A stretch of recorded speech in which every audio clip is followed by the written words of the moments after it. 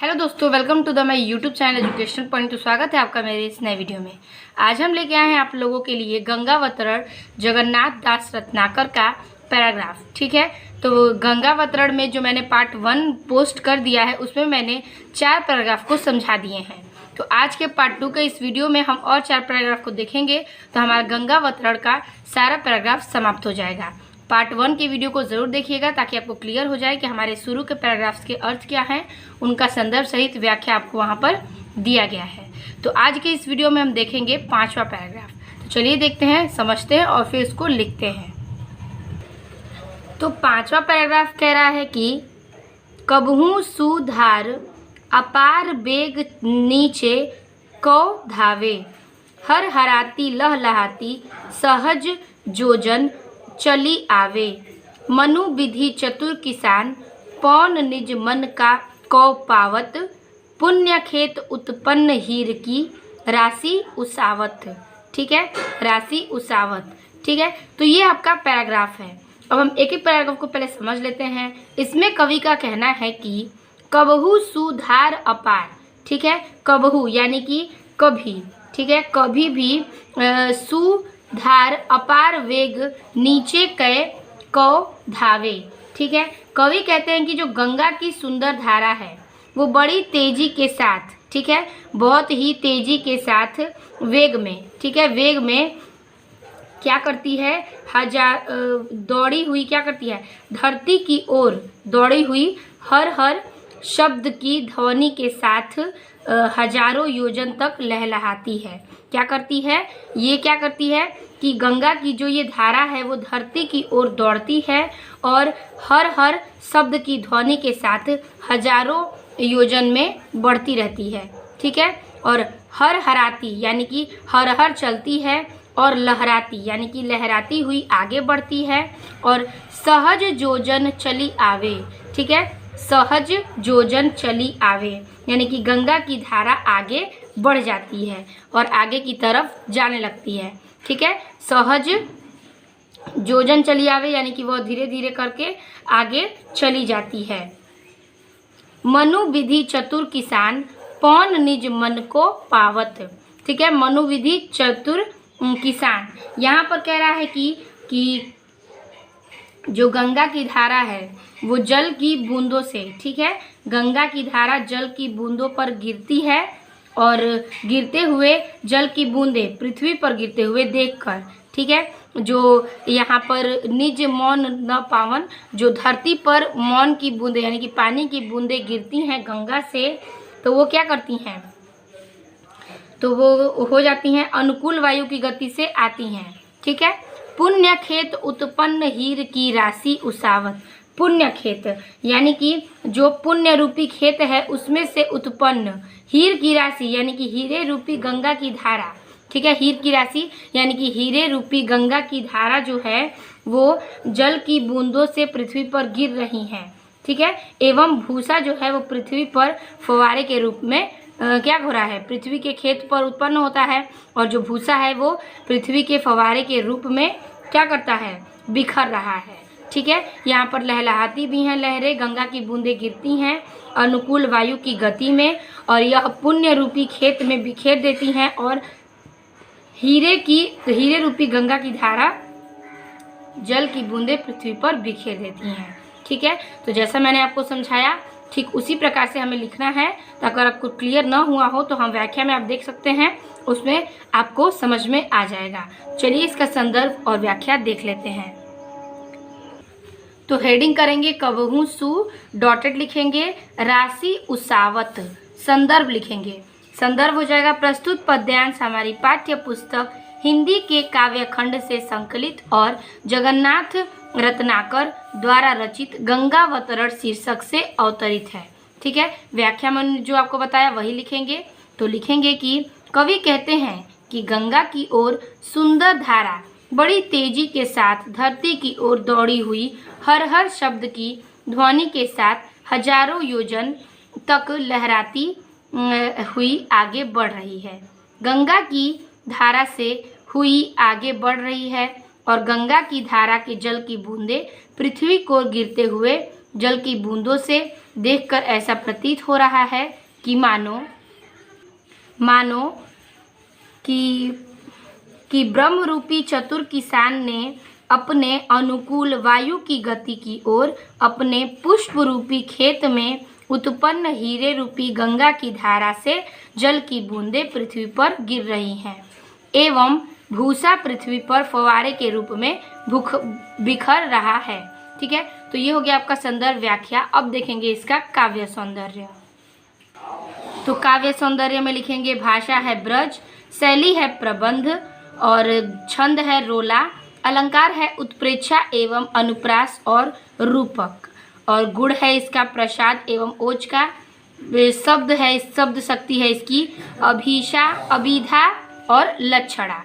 अब देखेंगे हम छठवां पैराग्राफ। छठवां पैराग्राफ कह रहा है कि इही विधि धावती धसती ढरती ढरकती सुख देनी मनहु सवारती शुभ सुरपुर की सुगम निसेनी। ठीक है, तो ये आपका 2 लाइन है, फिर अगला पेज पे 2 लाइन है। ठीक है, तो पहले हम इसे समझ लेते हैं। कह रहा है कि इही विधि धावती, यानी कि कवि कहते हैं कि इसी विधि ये क्या करता है, गंगा अपनी तीव्र गति को क्या करती है, धावती, यानी कि धावती मतलब कि दौड़ लगाती है। ठीक है, धसती यानी कि धसती है, ढरती यानी कि ढलती है, और ढरकती यानी कि ढलती सी क्या करती है, वहाँ के मनोसुख को प्रदान करती है, सुख देनी, यानी कि उस ढरती को देखते हुए वहाँ के उस सुख को प्रदान करती है। और ऐसा प्रतीत होता है कि कवि कहते हैं कि जो गंगा की तीव्र गति है वो आकाश से पृथ्वी पर क्या करती है, धावती दौड़ लगाती है, धसती है, ढरती है, और इन सब के मनों को क्या करती है, सुख प्रदान करना प्रतीत करती है। मनहु सवारती शुभ सुरपुर की सुगम निसेनी। ठीक है, मनहु कि मानो ऐसा लगता है, कवि कहते हैं कि मानो वह पृथ्वी सवारती यानी कि पृथ्वी के वासियों के लिए एक स्वर्ग जैसा हो।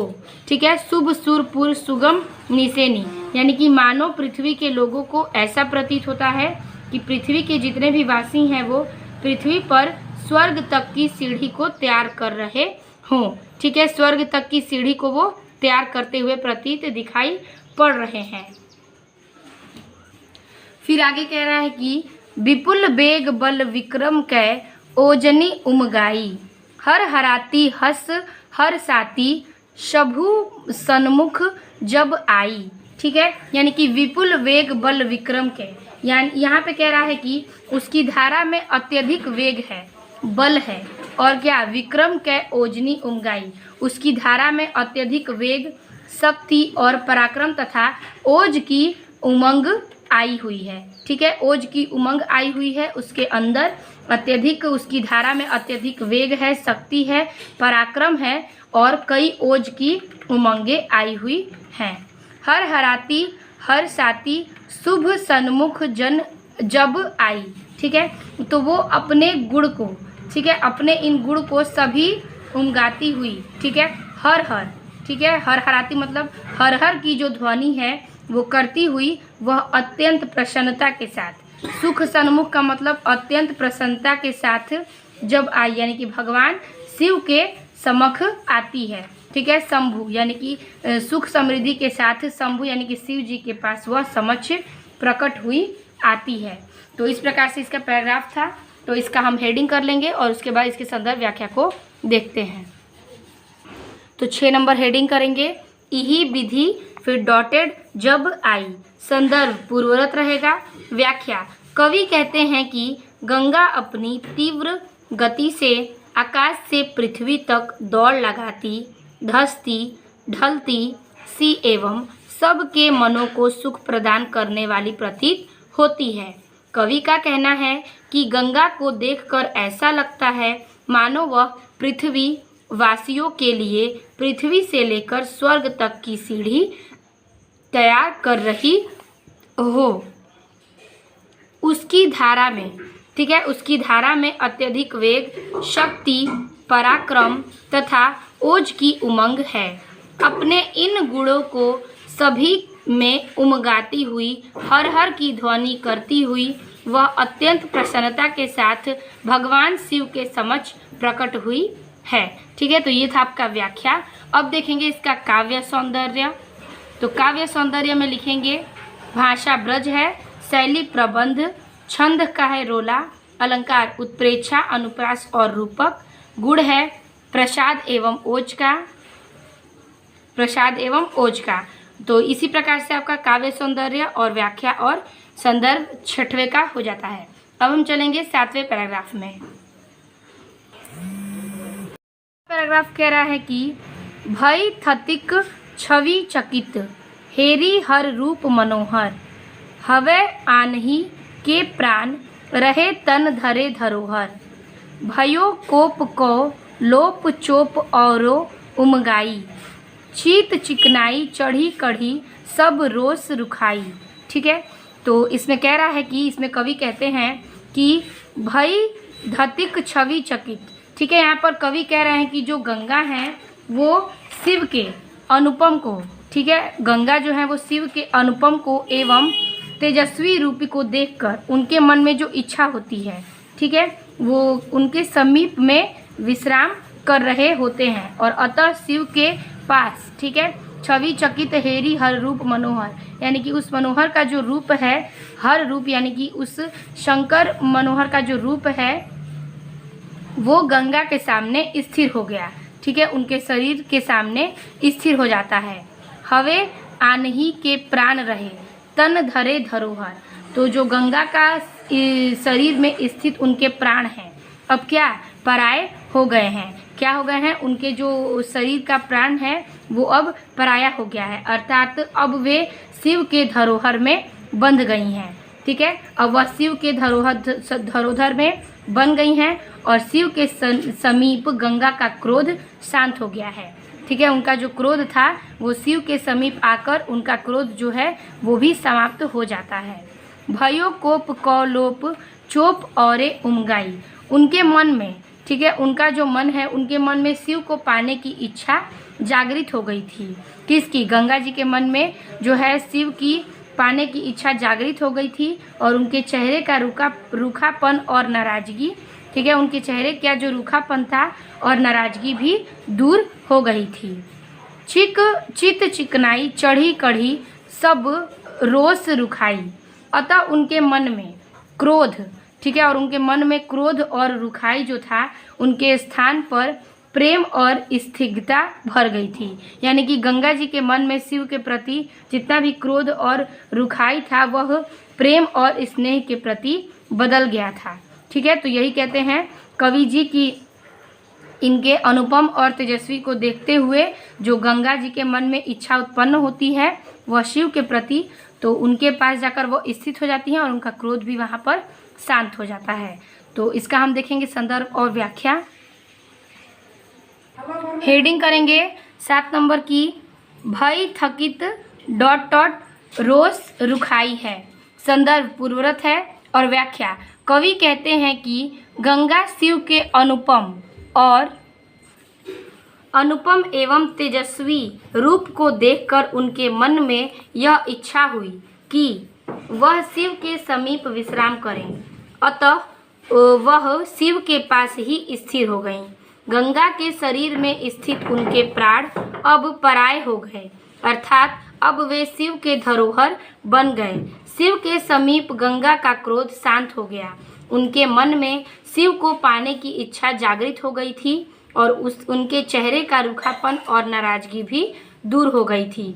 अतः उनके मन में क्रोध और रुखाई के स्थान पर प्रेम की स्थिरता भर गई थी। ठीक है, तो इसका आप काव्य सौंदर्य देखते हैं। काव्य सौंदर्य भाषा ब्रज की, शैली प्रबंध, छंद रोला, अलंकार रूपक, गुण है इसका प्रसाद का और शब्द शक्ति है लक्षणा। तो अब हम देखेंगे इस पैराग्राफ का आखिरी पैराग्राफ 8 नंबर। 8वां पैराग्राफ कह रहा है कि कृपा निधान सुजान शंभु, हिय की गति जानी, दियो शीस पर थाम बाम, करी कै मनमानी, सकुचति एचती अंग गंग, सुख संग लजानी, जटा जुट हिमकूट सघन बन सिमिटी समानी। ठीक है। तो कह रहा है कि कृपा निधान, कृपा निधान का मतलब होता है कृपा के निधान, सुजान, ठीक है, यानी कि वहाँ से अवतरित है। शंभु यानी कि शिव जी, और ही की गति यानी कि गंगा की जो गति है उनको जानते हैं। तो यही कह रहा है कि कृपा निधान सुजान शंभु ही की गति जानी। कवि कहते हैं कि कृपा निधान में जो शिव जी ने गंगा के मन में, ठीक है, गंगा के मन में जो निहित भाव को जान लिया है, ठीक है, गंगा के मन में शिव जी निहित भाव को जानते हुए क्या करते हैं कि दियो शीश पर थाम बाम करी कै मनमानी, यानी कि दियो शीश पर, उनके शीश पर यानी कि उनके अपनी प्रियतमा स्वीकार करके, उनकी जो अपनी जटाएं हैं, उनके सिर पर जो जटाएं हैं, उनके सिर पर थाम बाम यानी कि जटाओं के स्थान पर दिया। फिर गंगा अपने संपूर्ण अंग को क्या करती हैं, गंगा अपने संपूर्ण अंग को सिकोड़ कर बहने लगती हैं, ठीक है, अपने संपूर्ण अंग को देखकर सिकोड़ने लगती है, यानी कि सकुचति एचती अंग गंग, ठीक है, अपने पूरे अंग को गंगा जी सिकोड़ लेती हैं और सुख संग लजानी, और उसे देखकर ऐसा लगता है कि मानो वह लज्जावश अपने अंगों को समेट ली हों, यानी कि गंगा जी इस चीज़ों को देखकर अपने अंग को समेट लेती हैं। तो ऐसा लगता है उनको देखकर जैसे कि वह लज्जावश अपने अंग को समेट रही हों। जटा जुट हिमकुट सघन वन सिमिटी समानी, यानी कि सघन हिमालय के समान शिव जी, ठीक है, सघन हिमालय के समान जो शिव जी हैं वो अपनी जटाओं में, जटाओं यानी कि चोटी यानी कि जटाओं में गंगा को समेट कर, ठीक है, क्या कर लेते हैं, विलीन हो जाते हैं। गंगा को अपनी जटाओं में समेट कर विलीन हो जाते हैं, यानी कि समा लेते हैं अपने जटाओं में उस गंगा की धारा को। तो इसी प्रकार से कवि कहते हैं कि जो शिव हैं वो गंगा को पूरी तरह से अपने जटाओं में भर लेते हैं और गंगा जो है वो अपने अंग को सिकुड़कर शिव के जटाओं में चली जाती हैं। तो ये हो गया इसकी व्याख्या। तो इसका संदर्भ और व्याख्या देख लेते हैं। हेडिंग करेंगे हम कृपा निधान सुजान समिति समानी। संदर्भ आपका पूर्वोक्त यानी कि वही रहेगा। व्याख्या में लिखेंगे कि कवि कहते हैं कि कृपा के निधान शिवजी ने गंगा के मन में निहित भाव को जन लिया एवं उसे अपनी प्रियतमा स्वीकार करके उसे अपनी जटाओं में स्थान दे दिया। फिर गंगा अपने संपूर्ण अंग को सिकोड़ कर बहने लगी। उसे देखकर ऐसा लग रहा था कि मानो लज्जावश उन्होंने अपना अंग समेट लिया हो। सघन हिमालय के समान शिवजी की घनी जटाओं यानी कि चोटी में गंगा सिमट कर विलीन हो गई हों। ठीक है, शिव जी की जटाओं में जो गंगा जी हैं वो अपनी उस अंग को सिमेट कर विलीन हो जाती हैं। तो इसका काव्य सौंदर्य लिखेंगे। काव्य सौंदर्य में हो जाएगा आपका भाषा ब्रज, शैली प्रबंध की, छंद है अलरोला का, अलंकार है रूपक, गुण है प्रसाद और शब्द शक्ति है लक्षणा। तो इस प्रकार से आपका संदर्भ, व्याख्या और काव्य सौंदर्य समाप्त होता है। तो आई होप आपको ये समझ में आ गया होगा। तो गंगावतरण का 8वां पैराग्राफ समाप्त होता है इस प्रकार से। तो वीडियो अच्छी लगी हो तो लाइक, कमेंट और शेयर कीजिएगा। मिलते हैं आपसे अगले टॉपिक में, तब तक के लिए धन्यवाद।